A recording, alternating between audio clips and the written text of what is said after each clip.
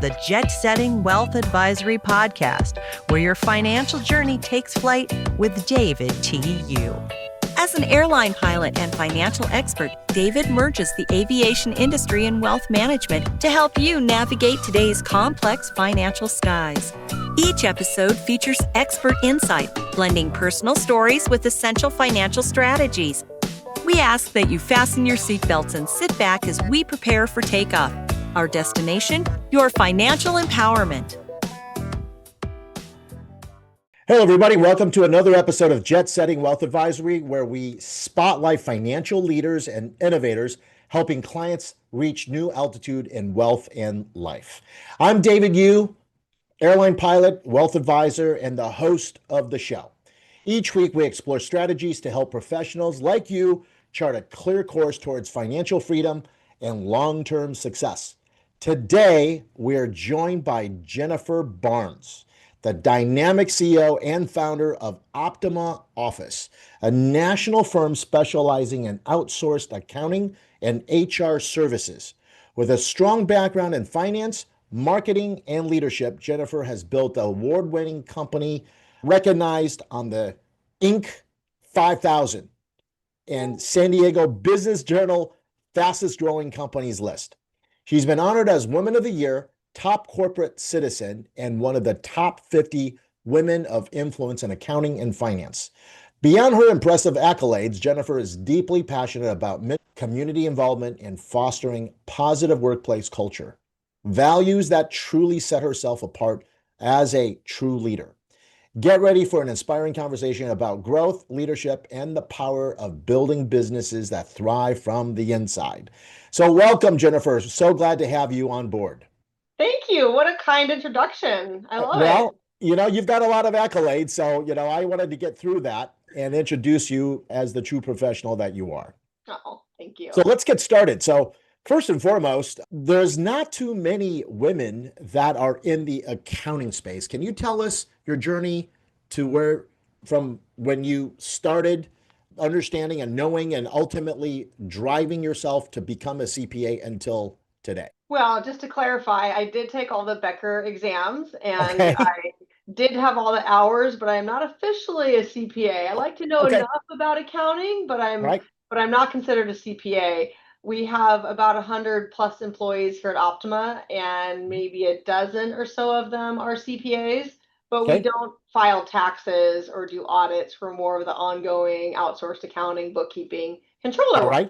But I was a controller for, at least close to 20 years. Mm-hmm.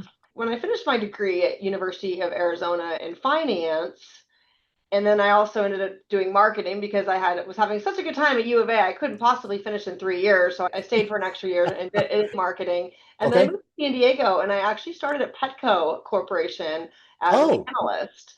And I worked there for about a year, and then they promoted me into the accounting department. Well, I didn't have an accounting degree, but they thought that I'd be really good at it. And so I worked for a couple of years at Petco as a staff accountant.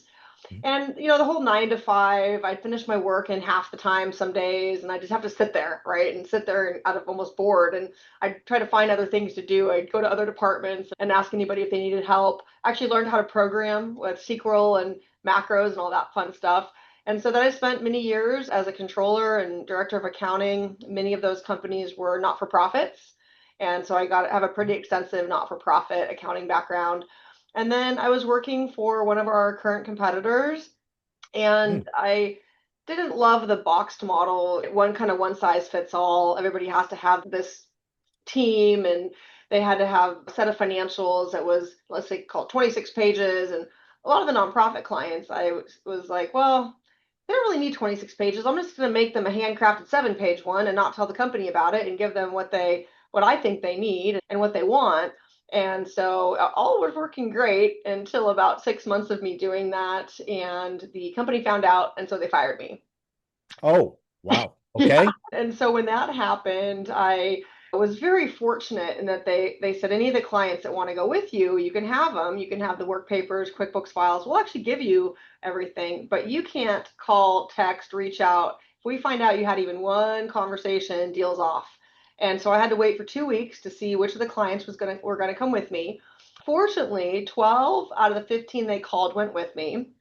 And Wow. then what was Great. miraculous and unpredictable is that a lot of the employees that were working under me, interns, staff accountant, accounting managers, they all decided to quit because they liked all the clients that I took.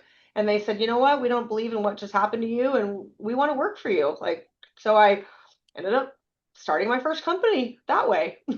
That's a long-winded answer to your story, to your question, but a little bit of Fantastic. background. So, yeah, so you went from being a controller of this organization to founding this company in which you just described kind of a things did not happen the way you thought. But you took the best advantage of the situation and turned it to becoming one of the big financial services firms that has a lot of growth. So you started this back in 2012. And then, of course, again, you become one of the fastest growing companies in the region.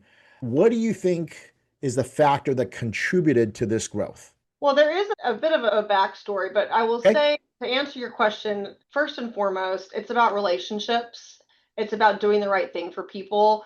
I've really developed the culture here at Optima to be kind and caring and sophisticated, and we like to automate, we like to streamline. It's a company full of really good people who really care, and then we treat them really well. And so I think one of our advantages is we love to personalize the solution for every single client, not a one size fits all at all. One Mhm. company might just need a controller, another company might need a CFO and HR, another company might need a bookkeeper, staff accountant, all the way up to CFO and HR. So it's really kind of a make your own team model. And so it's very Sure. flexible. We also, our speed of execution is unparalleled, and our retention is also pretty darn high. It's about 85% this year, which is pretty much unheard Great. of in the accounting Wow. services space with a company of over 100 employees. So that's why I think we have an advantage and why we have scaled to 14 million in 7 years, though, not 2012. That's, I'll give you the 1 minute or less version. Okay. When I left the company I was working for, was fired and started my own business, it was Mhm. 6 weeks before my wedding. And so I ended up meeting, I had a partner. I met Mhm. a guy that I was going to actually work part-time for because since all the team members left to come with me, I Mhm. gave them most of the work to do. I oversaw it. And then I was out pounding pavement, trying to find more clients and more work and actually starting a company. Well, I met a Sure. guy and we went 50-50 on the company that he had started. Okay. It was what they had, one client, one employee, and so it really hadn't gone anywhere. And so he kind of gave me the keys of the car and said, "Let you run this for a while." He helped me out quite a bit when I was on when I was on my honeymoon, and I got back from getting married. And then 3 years later, he wasn't that involved in the business, and Okay. so I said, I've built this a few $1 million business. It's time, if you own 50%, for you to jump in." And so he did. He became our COO. In the Mhm. same year, we also brought on a CFO, gave him 10% equity. So the two guys owned 55%. I owned 45. You could Okay. probably know what happened after that. But about 6 years in, they ended up doing I call it a hostile takeover. They decided to Okay. steal the company out from under me. Oh, And so they walked me out with security. They had the locksmiths changing the locks as I was leaving. And so I decided right then and there that I'm not going to let those guys take my fate and my future and my company. And so I basically took close to 30 people with me. I opened up an office right across the street from them a few weeks later. I had incorporated Optima 3 days after getting walked out with security. And so Optima was founded in October of 2018. So we just had our 7 year anniversary. I see. And Mhm. full circle, what's really cool is that the building that I was kicked out of, we're still across the street. They've long gone into a different part of town. But in a month, we're moving back into that building that I got Huh. kicked out of, into a bigger suite with more employees, more revenue, and no partners. So it really feels good to kind of have that full circle, getting to go back. And I like that building a lot. So anyway, I gave you way more than you Wow. probably asked for. Wow. We start off with trials and tribulation of your background. Fantastic. And thank you for sharing that. Yeah. You said that you focus on turnkey solutions for growing businesses. Can you explain what that looks like in practice for your clients? Yeah, absolutely. I mean, every business is in its own phase, and it has its own journey. It has its own management team, its own processes. And so it's really about understanding how the business is operating and is there anything that we can streamline. But we want to come in and just get to know the organization, and we start putting in good processes and procedures in place. We start with the balance sheet. And so our speed of execution, like a company could call me and we would start the next day. We could start the next week. Like we have plenty of people ready to go. And so it's a pretty fast process. We end up transitioning in whatever capacity they need us. But let's say it's a controller, maybe a CFO and some bookkeeping. We'll get into the company, we'll look at their balance sheet, and we'll make sure that every single account on the balance sheet ties to a statement or a schedule, and really making sure the books are accurate. And then look at the P&L. Is everything in cost of goods or cost of sales that should be? What are the gross margins? What are all the margins by customer, by product, by service? And really helping to slice and dice the information in the books and give it to our clients so that they can better understand what's going on in their business, and then they can use that to make decisions. And on the HR side, it's a little bit different. We usually come in with an HR assessment and just check a bunch of boxes. Is it, kind of green, red, yellow? Thumbs up, you're doing this well. Yellow is, hey, we could probably fix this, but not super urgent. Let's just prioritize it when it makes sense. And then red is, we got to do this. You got to fix this right away. You're not operating properly. We have to help you. So, yeah, does that answer your question? It does. It does. So you mentioned the financial documents, P&L, so on and so forth. What are the most important financial metrics or KPIs for business owners who are growing quickly, and how do you help them stay on top of these metrics? Yeah, there's many KPIs and metrics out there. I will say a lot of it is industry specific. Okay. But if you have accounts receivable, one thing I like to look at is what is your DSO, which is days of sales outstanding. And so essentially, how long does it take your customers to pay you? And so you really want that to be under 30 days. And if it starts drifting to 45 plus days that it takes for your clients paying you, of course, if you have Costco or Target or some of those larger retailers, they do take longer, and the government, of course. But if it's controllable, then you really have to try to get your DSO number down.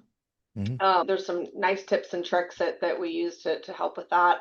And then I also like days of cash on hand. And so it's really important to put together a cash flow forecast. How much cash do you have right now, and how much are you going to have 13 weeks from now, which is a quarter, right? So it's kind of looking at your cash flow and looking at what you're spending money on, especially realizing those one-time a year expenses or those other expenses that might come out of the blue that we want our clients to be prepared for. But how many days of cash on hand? Do you have 2, 3 months? Do you have 2 weeks? How are we really managing the cash flow? I also love looking at current ratio.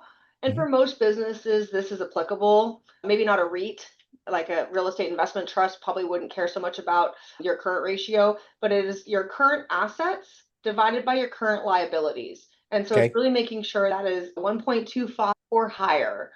And so if you start getting to 2, 2.5, okay, that's great. You have twice as many assets as you do liabilities, but now what's the cost of capital? What are you doing with that capital? Are you reinvesting it back into your company? Are you putting long-term investments in place? So it's really looking at like understanding your current ratio and making the best use of your cash if there is extra.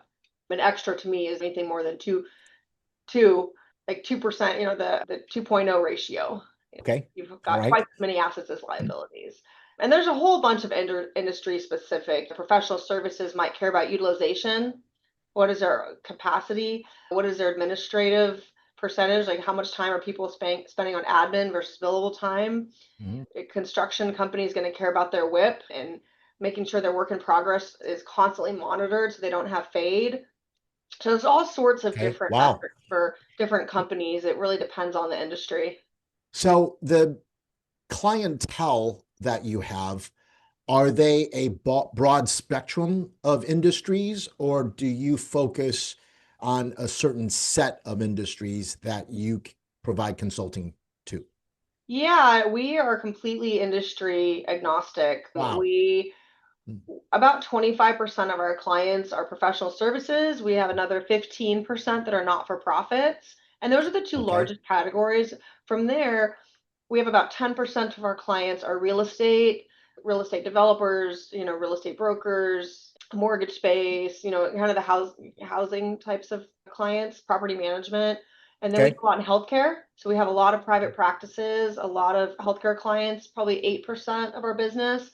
And then manufacturing, distribution, construction, retail, any company with inventory. We do a lot of restaurants, Aha. hospitality. Mhm. One of the things we've been Sure. doing with restaurants lately is we found a way to get Toast, which is a POS system that many restaurants use. Mhm. We have found a way to get Toast into Power BI, along with QuickBooks Online into Power BI, and maybe their CRM system and whatnot. And we can put all the data at your fingertips so you can look at things daily. And you don't have to go into Toast to do it. You don't have to go in QuickBooks to do it. We kind of mend all the data together and then give Wow. our restaurant clients this Yeah. super cool financial dashboard. But we can do it with any industry. It's really on, are they using timekeeping systems? Are they using, what kind of payroll platforms? And then sticking all that information into Power BI. And so our clients don't have to go into QuickBooks ever. They can just go right into Power BI and see everything they want to see, which is super cool. This didn't exist 2 years ago. Even a year ago, you didn't see many companies using Power BI the way they are right now. And I think obviously AI and streamlining and automation has really helped businesses and helped us provide even better service to our clients. Fantastic. Yeah. Let's talk about leadership and mentorship in your community. You've dedicated time to mentoring students at the San Diego State University and Miramar College. What advice do you give to young professionals looking to follow a similar career path in accounting or entrepreneurship? Oh, those are two very different things, David. Okay, Most let's get to accountants it. are not entrepreneurs. Most Okay. accountants are probably maybe introverted. They, want to get the accounting done right. 2 + 2 is always 4. Kind of doing that. You don't see many super extroverted accountants like I am. But I would say for students, just follow your heart. You know that things are going to change. You're going to have to pivot. You really don't know what the future holds. So stay dedicated, stay true to yourself, stay confident. Just be you and don't worry about if one door closes, many others are going to open. And so you have to develop that resiliency. Okay. Great. In addition to leading your firm, Optima, you're also involved with several boards and organizations like Junior Achievement and New Fund Venture Group. How has community involvement shaped your leadership style?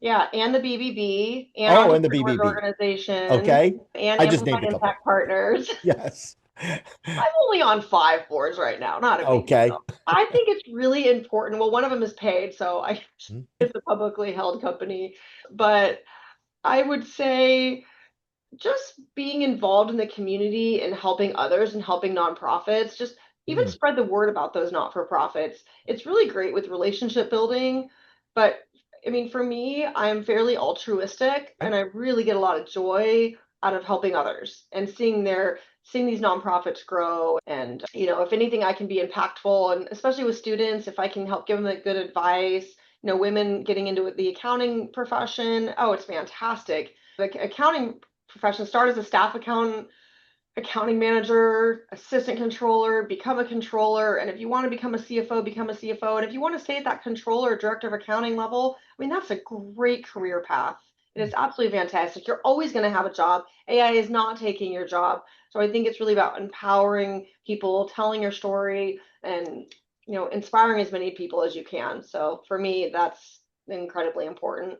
Inspire people. I am sure that is one of the key leadership models or attributes for your success, especially retention of your employees and the team members that you have. Yeah, I think you have to hire really great people and empower them. Tell them Excellent. what to do, when to do it, how to do it. I mean, even sometimes of my leadership team, we have 7 people on my leadership team. Mhm. And if they come to Sure. me, oh, Jen, what should we do about this? I always want to try to push it back on them. Like, well, what do you think we should do? Well, give me some ideas. What are a couple options? Mhm. I think if people get accustomed to just asking you all the time, like if your kid's always asking you to put his shoes on, like, well, let me teach you how to put your own shoes on so you can do it yourself, right? Right. And so that may be a silly example, but I Not give them the have fish, but teach them how to fish. I get it. right. Yeah, absolutely. So, how has your experience as a woman leader in the business world informed your approach to running Optima, especially in an industry still, I would say, predominantly largely male dominated? Yeah, I think the leadership of accounting firms overall is, I don't know the percentage, it has to be at least 70% men, maybe 80% that run accounting firms. I don't really look at it whether it's male or female. I just look at it as, Okay. I think us women tend to be fairly empathetic. We tend to be able to stay super organized and have a lot of different balls in the air. I'm able, I don't really look at it as like how much money can Optima make? What's the ROI all the time? I just want to build a great organization. I want to pay people well. I want to treat them well. I want to really get a lot of joy and satisfaction knowing that we're doing right by people and we're hiring more people and we're allowing our clients to hire more people because they're more successful. So I think it's a mindset.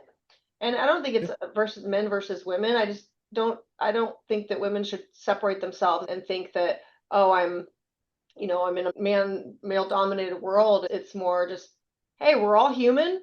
We're all doing the best we can. And some of us are Sure. going to be do better than others. It's not so much about ego and competition and how much money we can make and greed.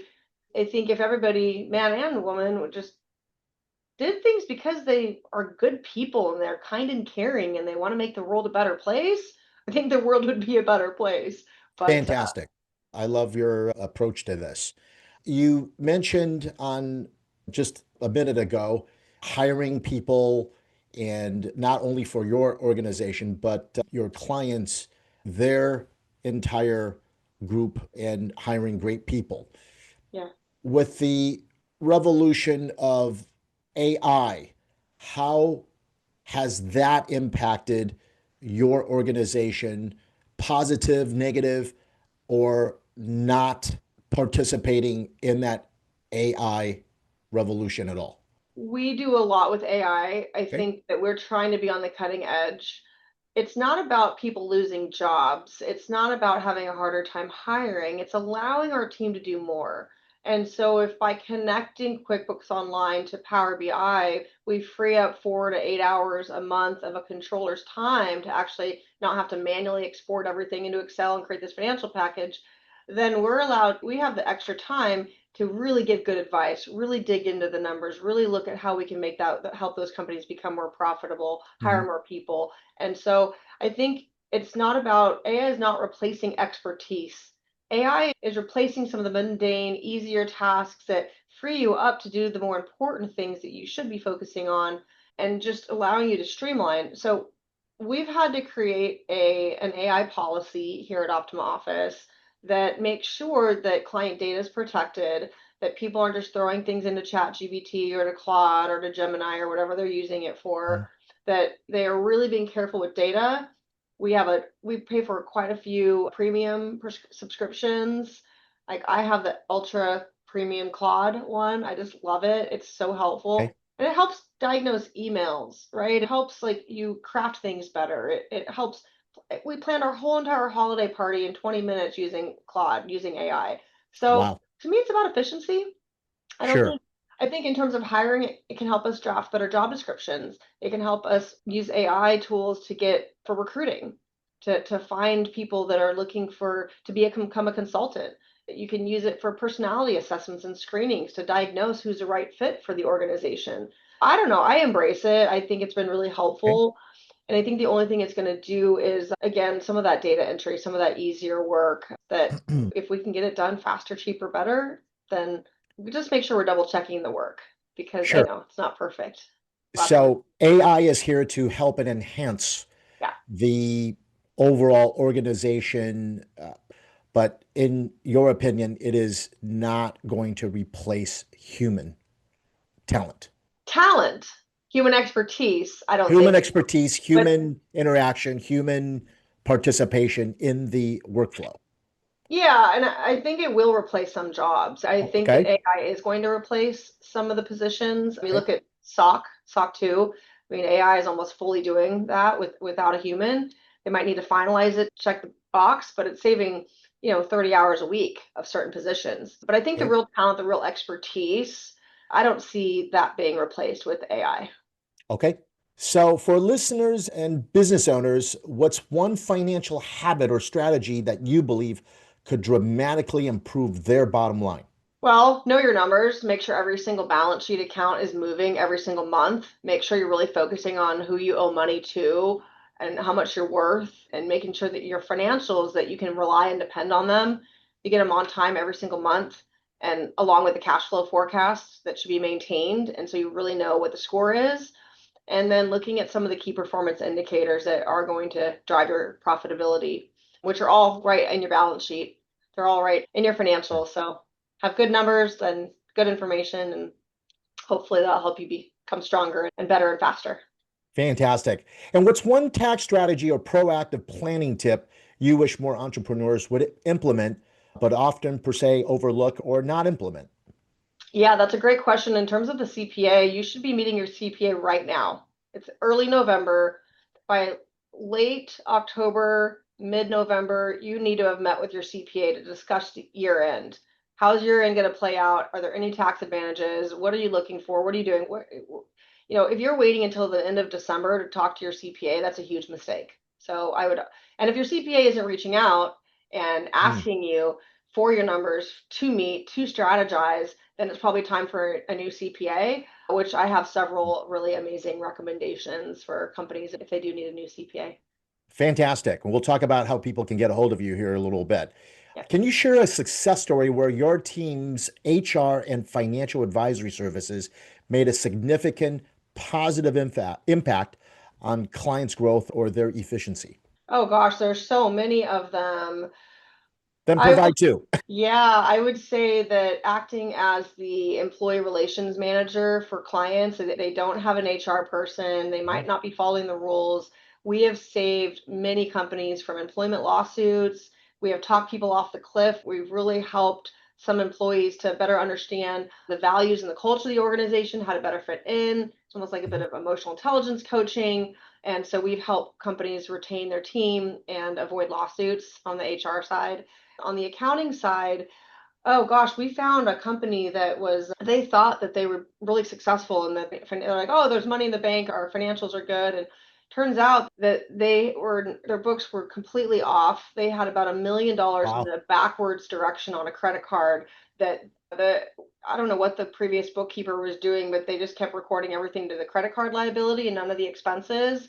And when they would pay the credit card bill, it would just go off the credit card. And the balance sheet was so backwards. But by the time we got it correct, we had to unfortunately tell them, hey, if you would have operated like this, you would have gone out of business. And so here's what you need to do. Here's what you need to focus on. And they're thriving today. And so it's really about that. If you've got something hiding on your balance sheet, it can cause a lot of problems. And so we've identified that. We've had a construction client that wasn't paying attention to their work in progress. And they kept, they'd had these really successful jobs where they make good, really, really good money. And then they had a whole bunch of them that they were actually losing money on. They didn't understand Mm. their overhead rate. They didn't Mm. understand, Wow. really what it cost to run their organization, and building some of that into their proposals. And so once we actually made sure that the people in the field were talking to the people in accounting and on the same page as to what percent complete their projects were, they were incredibly successful after that. They knew every single job, every single project, what were the margins on them, what is a work in progress, what percent complete. And so the fact that they knew that information now allowed them to be profitable and hire more, understand their backlog, understand how they're really doing overall as a company and for each project. We've helped a lot of nonprofits that might just have a bookkeeper in place.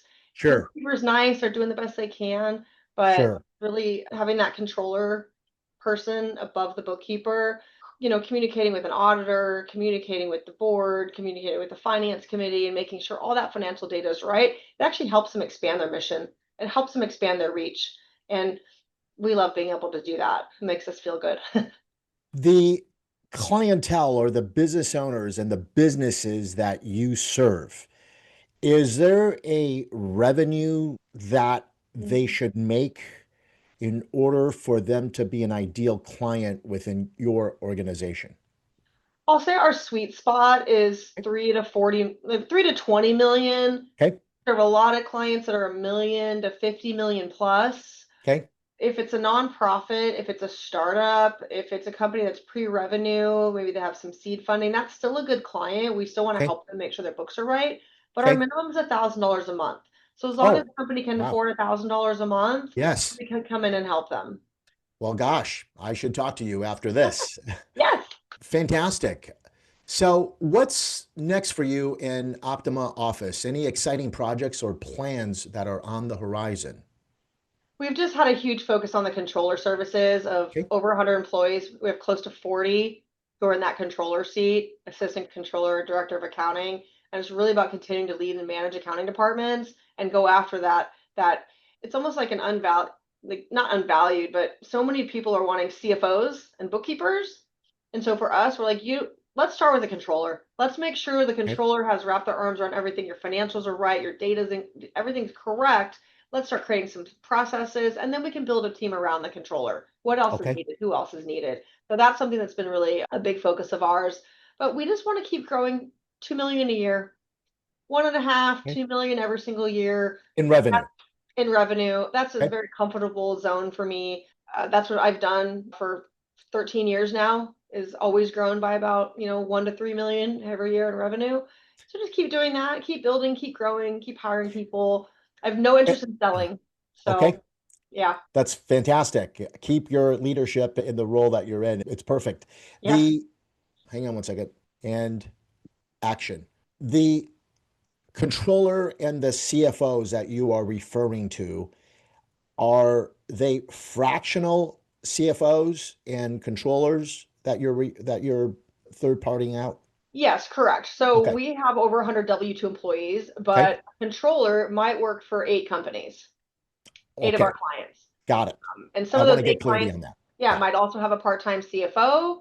They might also use us for part-time bookkeeping. But once you need any of my team members more than about 30 hours a week at one level, Okay. then it's better, more cost effective to hire somebody full-time. So almost all of our clients are using our team between 4 hours a week to 25 hours a week to 40 Okay. hours a month. It kind of just depends on the role and the level and what's needed. That's why it's completely customizable. Wow. Fantastic. And where can listeners connect with you or learn more about your services at Optima? Well, our website, optimaoffice.com, is a great Okay. resource. You can link in with me on LinkedIn. You can follow us on Instagram and Facebook. Or if you want to talk to somebody, you could call our office. We have live people ready to chat. If anybody wants to talk, it's 858-283-1234.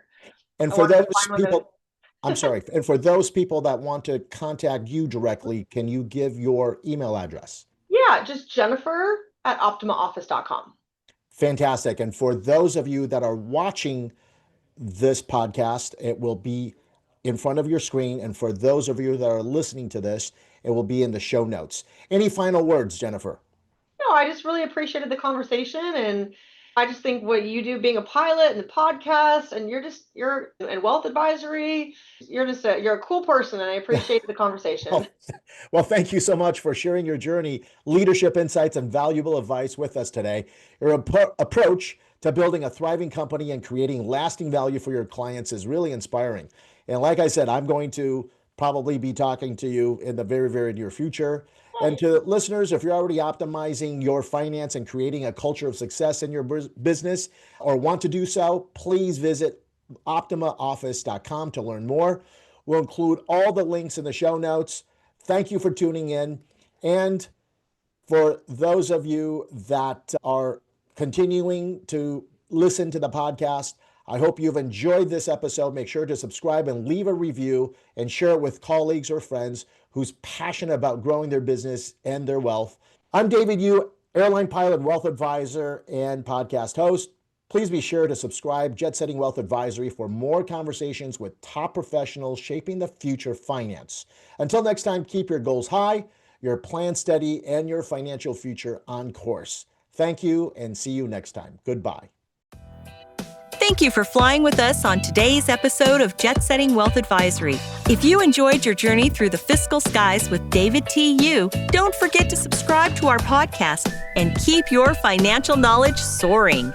For more insights and personalized advice, visit us at